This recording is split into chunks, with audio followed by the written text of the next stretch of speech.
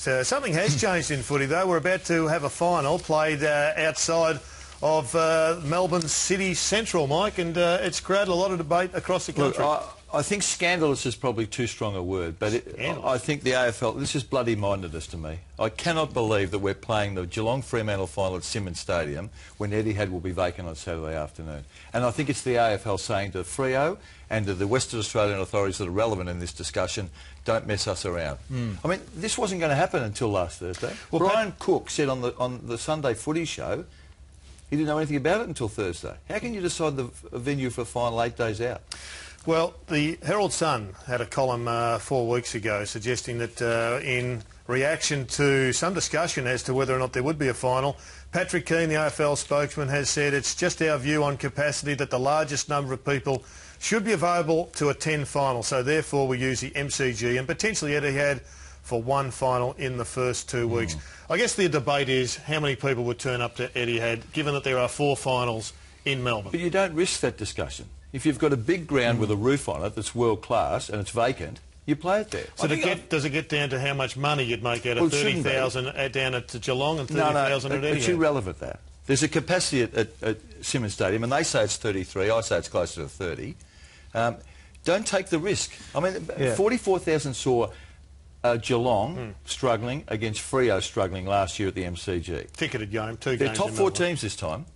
So I think it's more of a shock. I mean, I don't think anyone saw it coming. I mean, I think that's the thing. I mean, we probably go into the season as coaches and players and CEOs and we think, well, OK, we make the finals. You know, we play at MCG, we play at Etihad. So I think that's the biggest thing for me. It's just come as a complete shock to everyone.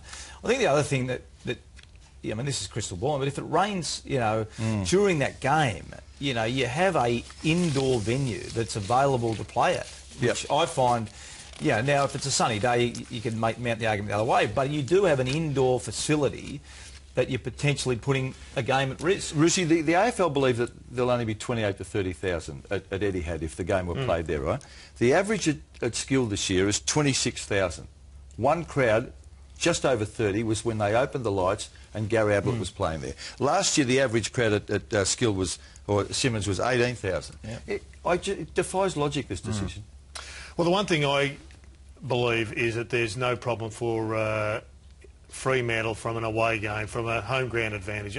I think Fremantle's record away from home has been significant. But one game there in 4 years, Jared. That's fine. But, is it fine, is it? Well, I think if you look at their ground, Mike, and the way they play footy, I think it's actually... But it's not fine, it's unfair. It's like we had this argument when clubs couldn't get to play on the MCG during the season, and then I'm not worried about fitness. I'm worried about whether Fremantle can win the game. Have a look at their away record this year. It's 5-3. They got beaten by Hawthorn down in Launceston. They struggled against Geelong a few weeks ago with half a side in, and of course they were beaten by Richmond. I take your point on the crowd, but the issue about whether or not it's a home ground advantage, I don't think was. Well, the reality is they're playing there, so there's nothing we can do about it now. The reality is they're playing there, and no, but we shouldn't just accept it. Well, we have to. I mean, do you think it's unfair? Yeah, I do. You've used the term scandal, so I think it's fair to say you're not accepting it. Yeah, but I guess the next stage is, Mike, you have to get on the plane if you're Ross Lyon, the Freo Dockers, and you have to work out a way that you're going to win. And I think there's a possibility Freo, I mean, they've rested their players on the weekend. They will go down there. Yeah, it's a similar length to Subiaco, probably a bit narrower. It's an unusual shaped ground. Which suits their press. I was going to say it suits their frenetic style of football when the opposition has the ball. So, look, I don't think they're without a chance. Would they rather play at Etihad? Yeah, absolutely.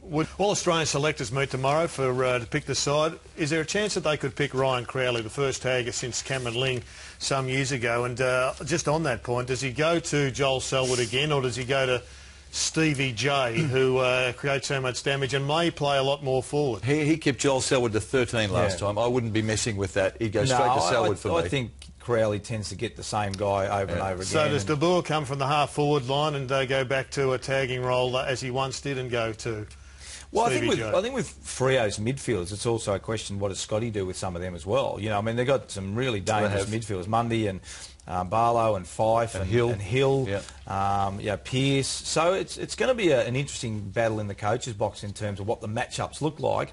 I think Crowley will get Selwood. Yeah, Johnson's a difficult tag because he can go forward and mid, so he's probably a harder guy to tag in a sense, because you know Selwood pretty much plays in the mid the whole game.